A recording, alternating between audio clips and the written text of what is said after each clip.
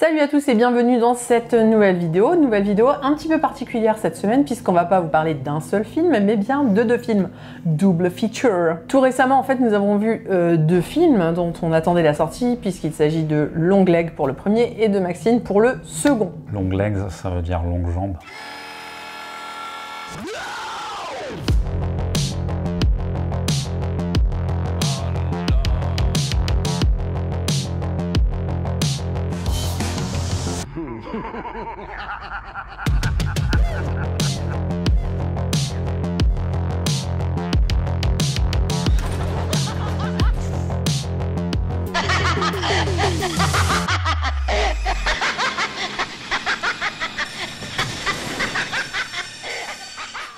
On va débuter cette chronique un peu spéciale par Long Legs. Alors, alerte spoiler, on n'est pas d'accord. En même temps, c'est marqué sur la vignette. Il y en a un qui a aimé, l'autre qui a pas aimé. Alors, spoiler alerte, la personne qui a aimé ce film, c'est bien évidemment moi.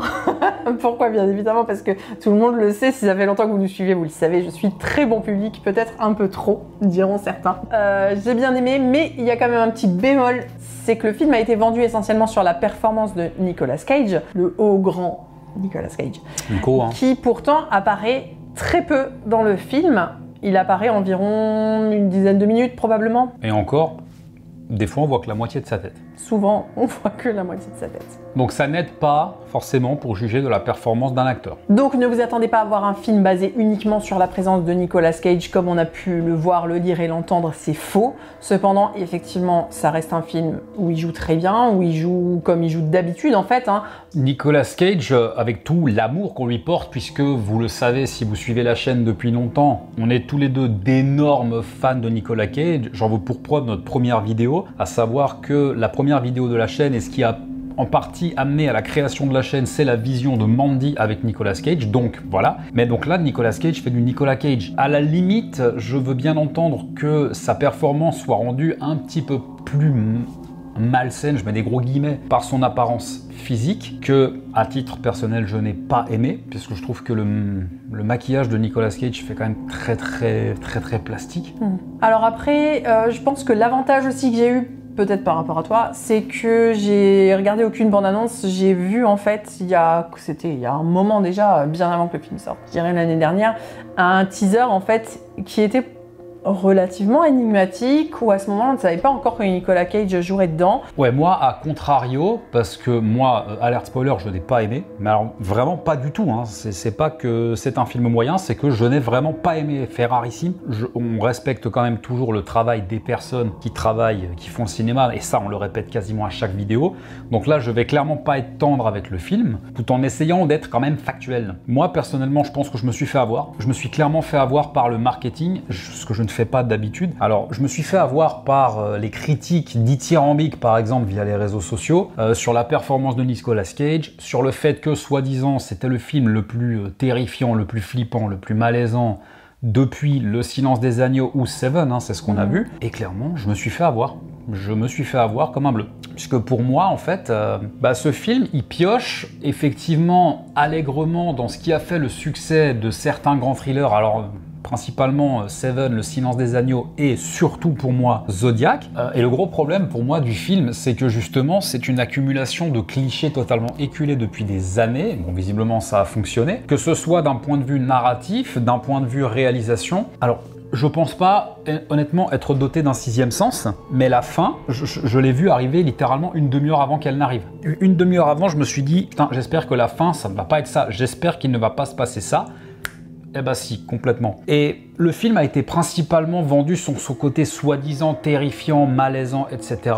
En admettant que le film soit malaisant, pour moi, le côté flippant ne repose que sur des artifices, principalement dus à la musique. Le film te dit quand tu dois avoir peur via sa bande-son. Comprenez que quand il y a une scène qui doit véhiculer une tension dans ce film, on va le faire comprendre au spectateur via l'utilisation d'une musique extrêmement tonitruante, du type, par exemple, le meilleur parallèle que je puisse faire, c'est dans la saga post-Conjuring, post-Insidious, où vous allez avoir des gros violons qui vont crescendo, etc. Le film va te dire quand est-ce que tu dois avoir peur, et pour moi, ça désamorce totalement toute la tension qu'il peut y avoir. Déjà, ça, pour moi, ça ne fonctionne pas. Moi, je trouvais qu'il y avait quand même des bons moments de tension, hein. Souvent, je me suis laissé prendre par le film. N'empêche que ça reste un thriller. Moi, je l'ai pris comme un thriller. À aucun moment, je l'ai pris comme un film d'horreur, en fait. En fait, je l'ai regardé comme je pourrais regarder Le Silence des agneaux, ou Seven, ou Zodiac, ou voilà. Et à aucun moment, en fait, il y a des éléments, disons, qui m'ont terrifiée. Après, c'est compliqué pour moi. Moi, j'avoue que je suis assez insensible. Je suis pas facilement terrifiée, on va dire. Mais j'ai pas eu l'impression que c'était le but du film non plus, même si effectivement, ça a été vendu sur cet aspect-là hyper terrifiant. Pour moi, c'est pas le cas. Après, je pense que effectivement, pour certaines personnes, l'aspect terrifiant, il doit être présent, notamment par la présence de ces poupées, la présence quand même de Nicolas Cage, qui peut être terrifiante, je pense, vis-à-vis de certaines personnes. On n'a pas tous la même sensibilité, en fait, donc clairement, je pense qu'effectivement, il y a des gens qui ont pu être terrifiés. Maintenant, plus terrifiant qu'un Silence des agneaux, quand même, où on a Buffalo, je suis pas sûre, parce qu'il est terrifiant aussi. Pour moi, pas plus terrifiant, en fait, que ce genre de film. Ouais, après, pour moi, c'est encore une fois, ce film, il a été marketé pour être vendu à un public de non-initiés. Je veux pas dire de néophytes, parce que c'est un petit peu péjoratif, je trouve, mais à un public de non-initiés. Alors, peut-être qu'à ce niveau-là, le film va fonctionner, mais comprenez que vous allez avoir vraiment tout le cahier des charges, vraiment à la lettre du film, entre guillemets, d'épouvante actuelle. Les poupées, la notion de religion, etc. Ce film, c'est une succession de scènes qui marchent. Le film, à mon avis, a été pensé comme ça. Il a été pensé comme une succession de scènes faites pour fonctionner, et on a vaguement essayé de faire en sorte qu'elles aient une cohérence entre elles. Alors oui, déjà, ça c'est bien, le film est cohérent, déjà ça. Et dedans, on a essayé de mettre un antagoniste. Et pour cet antagoniste, on a essayé de piocher sur ce qui a marché. Et un des antagonistes les plus cultes du cinéma de genre, c'est Hannibal Lecter ou Buffalo Bill ou John Doe dans Seven. Donc on a pioché là-dedans, on a essayé de faire... Et ce film, c'est une espèce de gros patchwork, en fait, de tout ce qui a marché dans ce type de cinéma. Sauf que là, pour moi, ça ne fonctionne pas, parce que c'est des ficelles, des énormes ficelles qui sont tirées. Tout est ultra prévisible. Le film, il est bourré de jumpscares. Moi, j'ai eu l'impression que le film me prenait clairement pour un con à la fin, puisqu'il y a des choses qu'on t'explique frontalement, mot pour mot. On te donne des explications sur ce que tu sais déjà. Donc moi, je n'ai vraiment pas aimé ce film. Après, en termes de réalisation, on a quelque chose quand même d'assez classique, mais pour moi qui fonctionne quand même relativement bien. Il y a des plans qui se passent dans le passé, qui sont filmés un peu de manière différente, voilà, mais on n'est pas dans quelque chose d'ultra recherché. Après, ce que je peux reprocher au film, c'est qu'il y a des moments... Alors, j'ai un amour profond pour Lynch et pour son cinéma. Il y a eu des fois où le film a essayé de se rendre un peu sur ce terrain-là, de nous amener des éléments un peu lynchiens, et en fait, au dernier moment, de reculer. Ça veut dire, dès qu'on allait vers le fantasmagorique, un peu poussé, au dernier moment, c'était plus trop assumé et ça repartait en arrière. Et ça, c'est un peu dommage, parce que le film, il aurait pu aller plus loin là-dedans. Clairement, le film ne va pas au bout de ce qu'il propose. Pour le coup, oui, il y a une chose qui fonctionne bien, c'est le changement de format d'image en fonction de la temporalité. Mais c'est un élément du film. C'est déjà vu. Et c'est déjà vu. C'est rien de neuf. Et c'est pareil, j'ai vu des critiques de professionnels, alors loin de moi, je ne suis pas moi critique professionnel, je suis simple spectateur, je le dis assez souvent, mais j'ai pas compris l'engouement par rapport à la réalisation. J'ai vu par exemple plusieurs articles qui soulignaient ce mouvement de caméra à un moment donné, où la caméra, via une espèce de travelling horizontal, se retrouve à l'envers et filme le plan à l'envers. Alors oui, le plan il fonctionne en lui-même, mais ça a déjà été vu des dizaines de fois au cinéma. Ça a été vu dans des séries, dans des films. Ça a déjà été vu des dizaines de fois. Si ça n'a pas été déjà fait dans du Insidious ou un truc comme ça, justement. Probablement que si, peut-être dans Zone, mais dans il y avait des séries, des plans, en tout cas, c'est sûr et certain, il y a déjà eu ce type de plan. Voilà, enfin pour moi, ce film, j'ai pas l'habitude de dire ça, mais c'est un pétard mouillé, et voilà, c'est une coquille vide en fait. Pour moi, c'est une coquille vide. Alors, par contre, personnellement, j'aime toujours donner une seconde chance au film, parce que je me dis toujours que, bon, c'est peut-être mon ressenti, je suis peut-être passé à côté de quelque chose, parce que peut-être que mes attentes étaient trop hautes, quoique, je pense que techniquement, les grosses ficelles, je les aurais vues arriver aussi. Je vais laisser une deuxième chance au film, je vais le revoir quand il sortira en vidéo, parce que, en général, même quand je n'aime pas un film à la première vision, j'aime toujours laisser une deuxième chance au film. J'en veux pour preuve, j'ai regardé Suicide Squad une deuxième fois. Voilà, donc peut-être que mon ressenti sur le film changera, mais pour l'instant, je suis clairement pas fan. Après, je pense qu'il y a eu clairement trop de bandes annonces, trop de teasing, trop de marketing autour, et je pense qu'effectivement, ça a dû te perdre là-dedans.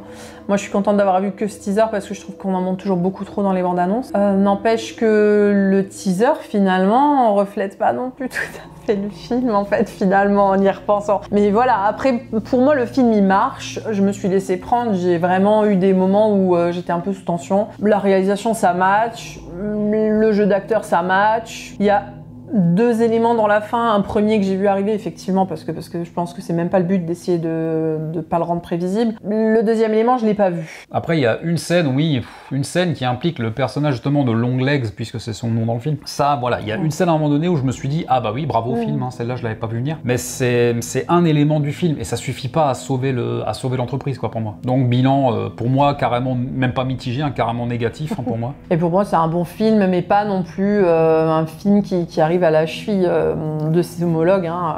On n'est pas... C'est un bon film. On passe au film suivant. Allons-y. Donc, Maxine, avec 3X, la coquine. Oh non. Alors Maxine, c'est quoi? Maxine, c'est le dernier film de la trilogie créée par Ti West, donc avec le premier film X, le deuxième Pearl et le dernier Maxine. Alors, le film s'appelle X, c'est pas un film X. Hein. Mais ça parle de film X. Oui. On retrouve donc le personnage principal de ce film, Maxine. Oh, c'est fou, il a le même nom que le titre. Oh, c'est nuts. Et donc on la retrouve à Hollywood et encore une fois, elle essaye de percer pour devenir une star. Hein, c'est elle qui le dit, elle essaye pas d'être actrice, elle essaye d'être une star. Et donc elle va postuler pour jouer dans un nouveau film qui est une suite du premier film, La Puritaine. Ça sonne plus comme un film, que comme un film d'horreur. Hein. Je m'excuse, hein, mais bon. Peut-être que mon esprit est matrixé. Alors pour revenir sur le film, il faut quand même savoir que X a eu un budget de 1 million de dollars, Pearl a eu un budget de 1 million de dollars, Maxine, quant à lui, a eu un budget plutôt coquet de 15 millions de dollars. Donc une somme quand même assez coquette, ce qui n'est pas non plus un truc faramineux, on n'est pas non plus sur du Marvel. Hein. Mais quand tu commences avec tes 2 films à 1 million, avec 15, tu peux déjà faire quelque chose de chouette. Donc du coup, Maxine se passe en 1995-85, et donc le film, eh ben, il arrive à éviter en fait tous les clichés qu'on retrouve habituellement sur les films qui se déroulent dans les années 80, parce qu'actuellement c'est quand même la grande mode depuis quelques années déjà. Et ben là, le film, il arrive à faire ce truc, cette prouesse d'éviter les clichés. Ça veut dire qu'il n'y aura pas les néons, tonitruants, la machin. Non, on va avoir vraiment une esthétique très 80, notamment dans la musique, qui est assez incroyable encore une fois, si vous le savez, si vous avez vu notre story Instagram de la semaine dernière, une musique qui est donc créée par Tyler Bates, mais pas que, puisqu'il y a aussi des vraies chansons des années 80, notamment il y a du Frankie Goes to Hollywood, les Twisted Sisters, il y a du New Order, enfin bon bref, vraiment de la vraie musique des années 80, et pas non plus les musiques qu'on entend un peu partout, tu vois, ça veut dire on n'est pas sur, tu sais, genre le petit tac là, Stranger Things, on n'est pas sur du Metallica ou sur du Kate Bush, voilà. Quelque chose qui respire à mort les années 80, sans tomber dans le cliché. Ouais, et pour autant, sans tomber dans le name dropping de groupes cultes des années 80, parce que la musique de Tyler Bates, elle est quand même beaucoup plus présente, à savoir que la musique des années 80, elle va être présente dans le film quand c'est nécessaire. Par exemple, quand le personnage de Maxine va entrer dans un club, bah fatalement, dans une boîte de nuit en 85, tu vas avoir de la musique de 1985. Oui, en fait, la musique, elle est vraiment là pour habiller le film. J'avais un peu moins ce ressenti quand même dans X et dans Pearl. Ouais, le film est pas construit autour de la musique, c'est plutôt l'inverse, mais c'est tellement bien construit que ça marche super bien. Bah, le film est construit autour même pas du personnage de Maxine. J'ai l'impression que moi, le film, il a été conçu autour de l'actrice Mia Goth, vraiment. Et autour des années 80 quand même aussi. Ouais, tant elle crève l'écran pour moi dans ce film-là, quoi. Ouais. Autant quand elle a joué Maxine dans X, c'était un peu moins... j'avais un peu moins ce ressenti. Là, c'est vraiment... on a l'impression qu'en fait, c'est elle. Moi, je trouve qu'elle s'est totalement approprié le personnage. Elle est totalement rentrée dans ce personnage-là. En fait, on est vraiment dans un film qui aurait pu être tourné en 80, avec tout ce qui va, donc avec, bon, on va pas revenir sur la musique, mais également aussi sur les décors, sur l'environnement. Ça veut dire que là, on est sur un fond d'histoire qui va traiter du Night Stalker, donc de Ramirez, je sais plus son nom. Richard Ramirez. Richard Ramirez, merci. Voilà, mais qui n'est pas non plus surexploité. Voilà, c'est vraiment juste le fond pour t'expliquer. Voilà, on est en 85, donc il y a cette tension en plus qui vient s'ajouter au film, qui est plutôt pas mal. En sachant que c'est pas un artifice qui est utilisé dans le film pour rajouter de la tension. Et ça, j'ai trouvé ça fort, parce qu'on aurait pu penser que d'ancrer le film dans cette temporalité-là, c'était une facilité pour ajouter de la tension. Non, en fait. D'ailleurs, ce qui est intéressant aussi, c'est que,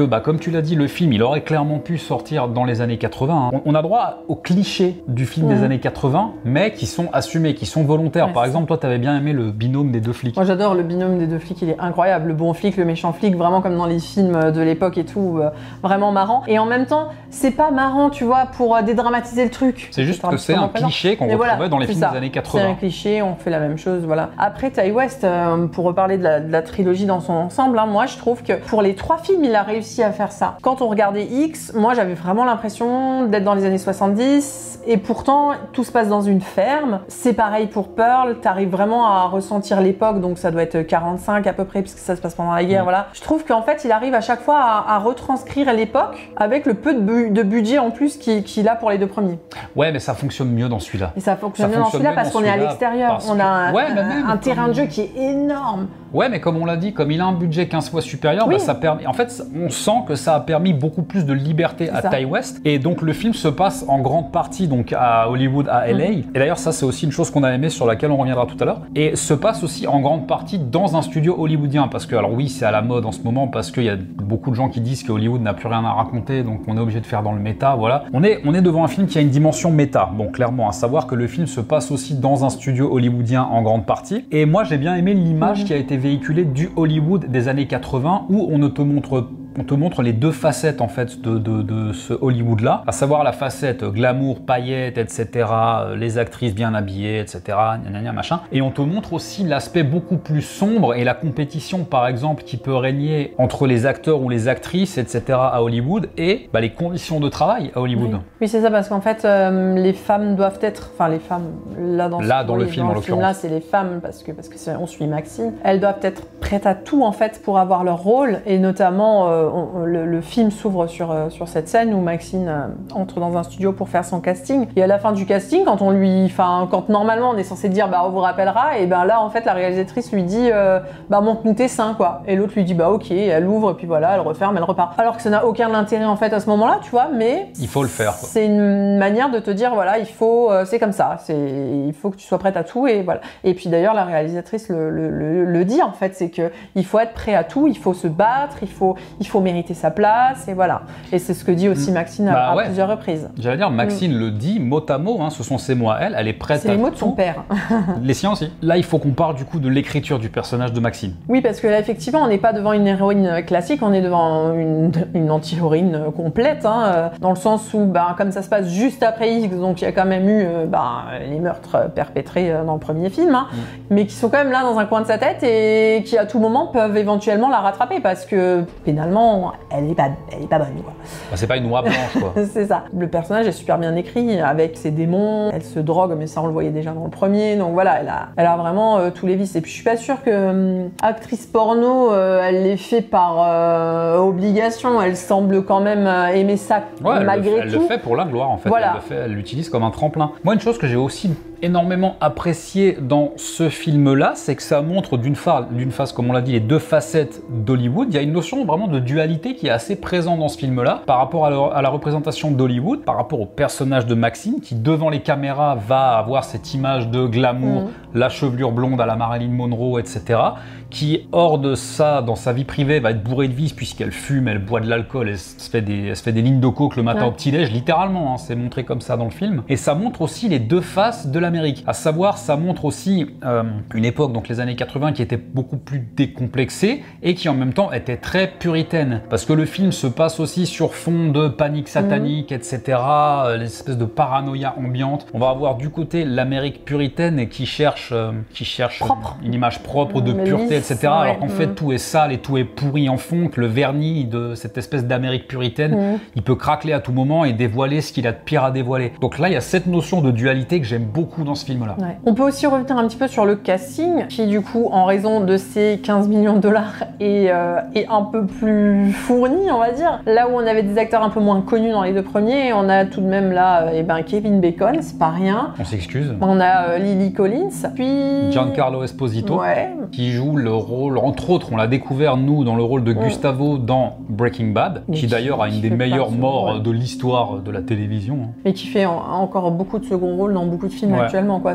On le voit un petit peu partout actuellement. Ce qu'on a apprécié aussi, alors ce que moi j'ai apprécié dans le film, c'est bon, le côté méta, etc. Tout à l'heure je parlais de cette espèce de dualité entre l'Amérique puritaine, etc. Ça c'est montré dès le début du film. Ouais. Puisque pour ceux qui connaissent un petit peu, on voit au début le procès qui avait été intenté à Dee Snider, donc le chanteur des Twisted Sisters, qui était considéré comme immoral, etc., qui a donné lieu à la naissance de ces fameux stickers Ouais. Parental Advisory sur les CD, je crois que c'est ça. Hein. Ouais, c'est ça. Et c'est ouais. vraiment des Ouais. vraies images, Oui, des il y a vraies des stock images shots, oui. du procès.